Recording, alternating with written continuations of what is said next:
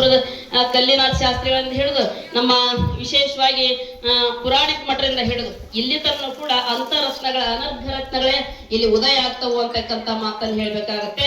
ಇವತ್ತು DYSP ಆಗಿರ್ಬಹುದು, ನಮ್ಮ ಶಿವಪ್ಪ ಸರ್ ಆಗಿರ್ಬಹುದು, ಇಂಥ ಒಂದು ಅನರ್ಘ ರತ್ನ ನಮ್ಮ ಊರೊಳಗೆ ಇರೋದ್ರಿಂದನೇ ನಾವೆಲ್ಲರೂ ಕೂಡ ಈ ಊರು ಕರ್ನಾಟಕದ ಭೂಪಟದಲ್ಲಿ ಅಷ್ಟೇ ಅಲ್ಲ, ಭಾರತದ ಭೂಪಟದೊಳಗ ಎಲ್ಲಾದ್ರೂ ಜಾಂಪ್ ರೈಸ್ ಅಂತ ಹೇಳಂತಂದ್ರ ಅದು ಎಂಥವರಿಂದ ಮೆರಗೈತಿ ಅಂತಕ್ಕಂಥದ್ದನ್ನ ನಾವೀಗ ಬಹಳ ಸ್ಪಷ್ಟವಾಗಿ ಹೇಳ್ಬೇಕಾಗುತ್ತೆ. ಅಂತವ್ರ ಆಧ್ಯಾತ್ಮ ಜೀವನದೊಳಗ ಶರಣ ಬಸವೇಶ್ವರನ ಮುಂದಿಟ್ಟುಕೊಂಡು ಸುಮಾರಾಗಿ ಎಷ್ಟು ವರ್ಷಗಳಿಂದ ಪುರಾಣ ನಡ್ಕೊಂಡ್ ಬಂದಟ್ಟೆ ಗೊತ್ತಿಲ್ಲ. ಆ ಪುರಾಣದ ಮೂಲ ಕರ್ತೃ ಯಾರಪ್ಪ ಅಂತ ಹೇಳಂತಂದ್ರ ಚನ್ನ ಕವಿಗಳು ಈ ಊರಾಗ ಹುಟ್ಟಿದ ಕಾಲೇ ಶರಣಪ್ಪ ಕರ್ನಾಟಕದಲ್ಲಿ ಅಷ್ಟೇ ಅಲ್ಲ ಭಾರತದೊಳಗೆ ಬೆಳಕಿಗೆ ಬಂದ ಅಂತಕ್ಕಂಥದ್ದನ್ನ ನಾವು ಹೇಳ್ಬೇಕಾಗತ್ತೆ.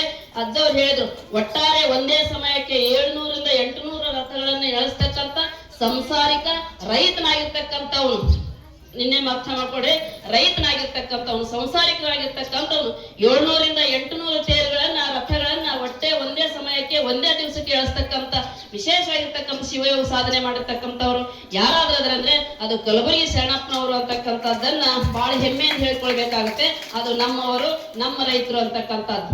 ರೈತರಿಗೆ ನಾವೆಲ್ಲರೂ ಕೂಡ ಹಿಂಗಾಗ್ಬೇಕಾಯ್ತು ಅಂತ ಹೇಳ್ತೀವಿ. ಸರ್ಕಾರ ರೈತ ಭಾರತದ ಬೆನ್ನೆಲುಬು ಅಂತ ಹೇಳ್ತೀವಿ. ಆದ್ರೆ ಬೆನ್ನನ್ನ ಮುರಿತಕ್ಕಂಥ ಕೆಲಸವನ್ನ ಆ ಸರ್ಕಾರವೇ ಮಾಡ್ತಕ್ಕಂಥದ್ರೊಳಗ ನಾವು ಆಧ್ಯಾತ್ಮದೊಳಗೆ ಇಂಥ ರೈತನನ್ನ ಬೆಳಕಿ ತಂದು ಆತನನ್ನ ವಿಶೇಷವಾಗಿರ್ತಕ್ಕಂಥ ಕೀರ್ತಿಗಳ ಮುಖಾಂತರವಾಗಿ ನಾವೆಲ್ಲರೂ ಕೂಡ ಹಾಡಿ ಹೊಗಳ್ತಾ ಇದೀವಲ್ಲ, ನಾವೇ ಧನ್ಯಾತ್ಮರು, ನಾವೇ ಪುಣ್ಯಾತ್ಮರು ಅಂತಕ್ಕಂಥ ಮಾತನ್ನ ಹೇಳ್ಬೇಕಾಗುತ್ತೆ.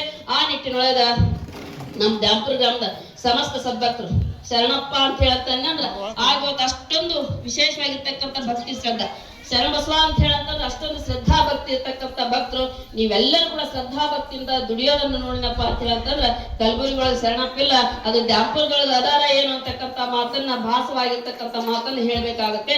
ಆ ನಿಟ್ಟಿನೊಳಗೆ ನೀವೆಲ್ಲರೂ ಕೂಡ ಉತ್ತಮವಾಗಿರ್ತಕ್ಕಂಥ ಕೆಲಸವನ್ನ ಮಾಡಿ ಶರಣ ಬಸವೇಶ್ವರನ ಮೂರ್ತಿ ಪ್ರತಿಷ್ಠಾಪನೆ ಮಾಡಿ ಆತನ ಮುಖಾಂತರವಾಗಿ ಆಧ್ಯಾತ್ಮದ ಬೆಳಕನ್ನ ಚೆಲ್ಕೊಳ್ಬೇಕು, ಆಧ್ಯಾತ್ಮದ ಒಂದು ಅರಿವನ್ನು ನಾವೆಲ್ಲರೂ ಪಡ್ಕೊಳ್ಬೇಕು ಅಂತ ಹೇಳಿ ತಿಳ್ಕೊಂಡು ಇಂಥ ಒಂದು ಕಾರ್ಯಕ್ರಮಕ್ಕೆ ಎಲ್ಲ ಪರಮ ಪೂಜ್ಯರನ್ನ ಆಹ್ವಾನಿಸಿ ವಿಶೇಷವಾಗಿರ್ತಕ್ಕಂಥ ಅಭಿನಂದನೆ ಗೌರವವನ್ನ ಕೊಟ್ಟಿರ್ತಕ್ಕಂಥ ತಮ್ಮೆಲ್ಲರಿಗೂ ಕೂಡ ಆ ಶರಣ ಬಸವನ ಸಂಪೂರ್ಣ ಆಶೀರ್ವಾದ ಸದಾ ಕಾಲಕ್ಕೆ ನಿಮ್ಗೂ, ನಿಮ್ಮ ಮಕ್ಕಳು, ನಿಮ್ಮ ಮೊಮ್ಮಕ್ಕಳು ಎಲ್ಲರ ಮೇಲೆ ಇರ್ಲಿ ಅಂತಕ್ಕಂಥ ಪ್ರಾರ್ಥನೆಯನ್ನು ಮಾಡಿಕೊಂಡು ಶರಣ ಬಸವೇಶ್ವರನ ಪುರಾಣ ಹಚ್ಕೊಂಡು ಬಂದಾದ್ಮೇಲೆ ಬರಗಾಲ ಅಂತಕ್ಕಂಥದ್ದಿಲ್ಲ ಅಂತ ಹೇಳಿ ನಾವೆಲ್ಲರೂ ಹೇಳ್ತೀವಿ.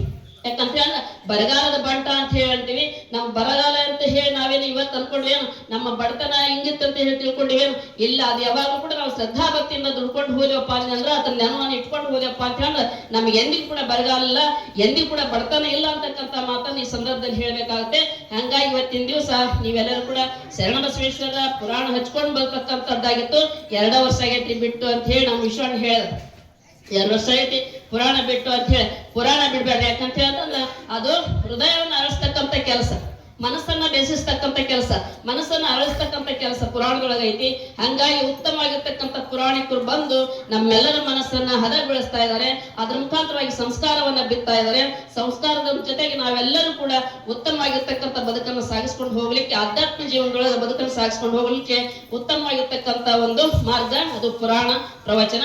ಹಂಗಾಗಿ ಮುಂದಿನ ವರ್ಷ ಆದ್ರೂ ಕೂಡ ಆ ಪುರಾಣವನ್ನು ಹಚ್ಕೊಂಡು ಬರ್ರಿ ಅಂತಕ್ಕಂಥ ಮಾತನ್ನ ಈ ಸಂದರ್ಭದಲ್ಲಿ ಹೇಳಿ ತಮ್ಮೆಲ್ಲರಿಗೂ ಕೂಡ ಆ ಭಗವಂತ ಶರಣ ಬಸವೇಶ ಆಯುಷ್ಯ, ಆರೋಗ್ಯ, ಕೀರ್ತಿ, ಸದ್ಬುದ್ಧಿಯನ್ನು ಸದಾ ಕಾಲ ಕರುಣಿಸಿ ಶರಣ ಬಸಪ್ಪ ಮೂರ್ತಿ ಪ್ರತಿಷ್ಠಾಪನೆ ಬಗ್ಗೆ ವಿಶೇಷವಾಗಿ ಹೇಳ್ಬೇಕಾಗಿತ್ತು, ಸಮಯ ಇಲ್ಲ. ನಾನು ಕೂಡ ಬಂಡವಾಳ ಒಳಗ ಭಿನ್ನ ಐತಿ, ಪೂಜೆ ಐತಿ.